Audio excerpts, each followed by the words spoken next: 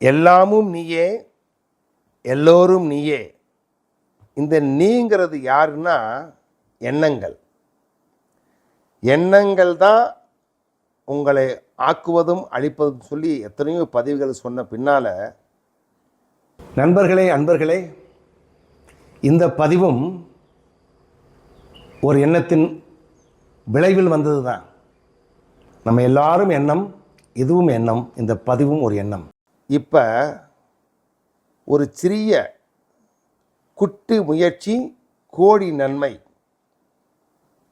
இதை ஒரு 48 நாள் பண்ணி அதனுடைய பலனை அனுபவித்ததுனால உங்கள்கிட்ட பகிர்ந்துக்கிறேன். சத்தியமாக சொல்கிறேன், இது ஒரு அருமருந்து இல்லை, திருமருந்து இல்லை. தெய்வ மருந்துனா தெய்வத்துக்கான மருந்து, அல்லது எந்த பேராவது வச்சுக்கோங்க. இந்த முயற்சி உங்கள் வாழ்க்கையில் ஒரு புதுமையான நிகழ்வாக இருக்கும் அப்படின்றது மாதிரி சத்தியம். நம்ம உயிரோடு இருக்கங்க, ஆனால் காலையில் சாப்பிட்ற முதல் சாப்பாடு செத்த சாப்பாடு. அப்படின்னா ஆயில்டு அண்ட் பாயில்டு. காலையில் உயிரோடு இருக்கிறவன் சாப்பிட வேண்டிய முதல் உணவு உயிருள்ள உணவாக சாப்பிடணும். அப்படின்னு என்ன மீனிங்கு? காலையில் சமைக்காத பச்சை காய்கறிகளில் பண்ணக்கூடிய சாலடு, அது ஒரு 4 வெள்ளரிக்காய் சாப்பிடுங்க, 2 தக்காளி சாப்பிடுங்க. நான் சொல்கிற மாதிரி பெரிய பெரிய ஐட்டத்தெல்லாம் போட்டு சாலடு பண்ணுறதுக்கு வசதி இல்லையா? No problem. முதல் 2 பழத்தை சாப்பிடுங்க. முதல் உணவுன்றது உயிருள்ள உணவாக இருக்கணுங்க. அந்த உயிருள்ள உணவு சமைக்காததும் பாயில் பண்ணாததும் தான் உண்மையான சத்துள்ள இயற்கை உணவு. 4 கேரட்டை சாப்பிடுங்க. அதுக்கப்புறமேலு பழக்கத்தினால ஆயில் பாயில் மசாலாவை சாப்பிடுங்க. என்ன பண்ண முடியும்? ஒன்றும் செய்ய முடியாது. அதான் உண்மையான வழிமுறை. ஏன்னா நான் நிறைய சொல்கிறேன் வச்சுக்கங்களேன், 2 நாளைக்கு கேட்டு விட்டுருவீங்க. ஆனால் இந்த சாப்பாட்டை நீங்கள் ஒரு 48 நாளைக்கு ட்ரை பண்ணி பாருங்கள். காலையில் சாப்பிடக்கூடிய உணவு உயிருள்ள உணவாக இருக்கிற பச்சை காய்கறிகள், பழ வகைகள், அதே மாதிரி பலவிதமான நட்ஸு. நட்ஸ்னால் உடனே நிலக்கடலை பருப்பை வறுத்தது கிடையாது, பச்சை நிலக்கடலையே சாப்பிடணும், வேக வச்சக்கூடாது. எள்ளு சாப்பிடலாம், முந்திரி பருப்பு, பாதாம், ஆக்ரூட்டு, pine nuts, walnuts, Brazil nuts அப்படின்னு சொல்லி இயற்கையாக இருக்கக்கூடிய நட்ஸை சாப்பிட்லாம். ஒன்றும் இல்லை, உங்களுக்கு இஷ்டமான ஏதாவது சீசனல் ஃப்ரூட்ஸை சாப்பிடுங்க. அப்படின்னு என்ன அர்த்தம்? காலையில் எழுந்திரிச்ச உடனே நீங்கள் இழுக்கிற மூச்சு இயற்கையோட மூச்சு. அதுக்கப்புறம் குடிக்கிற தண்ணி இயற்கையான தண்ணியாக இருக்கட்டும்.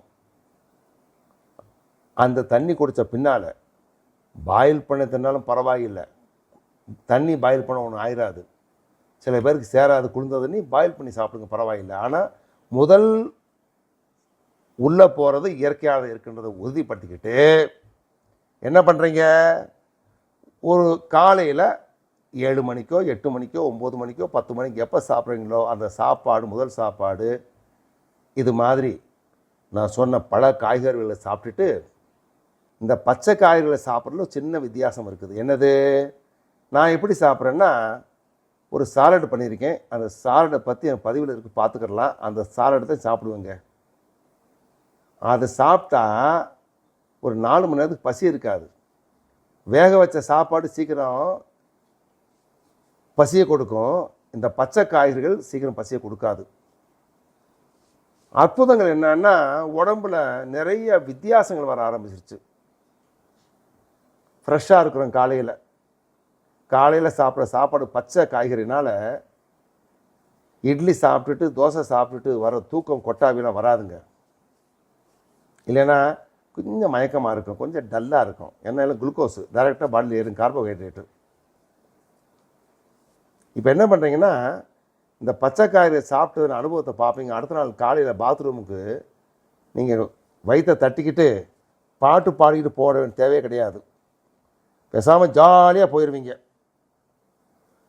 அது இல்லாமல் உங்களை அறியாத சில அருமையான நிகழ்வுகள், அனுபவங்கள் ஏற்படுது. எனக்கு ஏற்பட்டிருக்குது. அதை சொல்ல மாட்டேன், நீங்கள் அனுபவித்து பாருங்கள். இது ஏன் சொல்கிறேன்னா, பச்சை காய்கறிகளை சாப்பிடும்போது வாயில் பல் இருக்குது, வயிற்றில் இல்லைன்னு நினச்சிக்கிட்டு உண்மை கூட 32 முறை முடிஞ்ச வரைக்கும் அரைச்சி சாப்பிடணும்னு சொன்னால் அதை நீங்கள் ஆட்டோமேட்டிக்காக செய்வீங்க. ஏன்னா கேரட்டை முழுங்க முடியாது, அரைச்சி தான் சாப்பிடணும். 32 முறை அரைக்கலைங்க, அட்லீஸ்ட் 20 முறை அரைப்பீங்க இல்லையா? ஆரம்பிங்க, முதல்ல ஆரம்பம் ஆகட்டும், ஆரம்பம் இன்றே ஆகட்டும் அப்படின்னு சொல்லி ஆரம்பிங்க. இந்த பச்சை காய்கறி 48 நாள் சாப்பிட்ட பின்னால் உங்களுக்கு வித்தியாசங்கள் இருந்தால் என்கிட்ட பேசுங்க. இனியும் சில அனுபவங்களை சொல்கிறேன், ஃபாலோ பண்ணலாம். இல்லைன்னா விட்டுருங்க, உங்களுக்கு இஷ்டப்பட்டதை சாப்பிடுங்க, என்ன வேணாலும் செய்யுங்க. உங்களுக்கு சுதந்திரம் இருக்குது, எனக்கு சொல்கிற சுதந்திரம் இருக்குது, உங்களுக்கு கேட்குறதும் கேட்காத சுதந்திரம் இருக்குது அப்படின்னு சொல்லிட்டு நல்வாழ்வு அமைய என்னுடைய பிரார்த்தனைகள். நன்றி, வணக்கம்.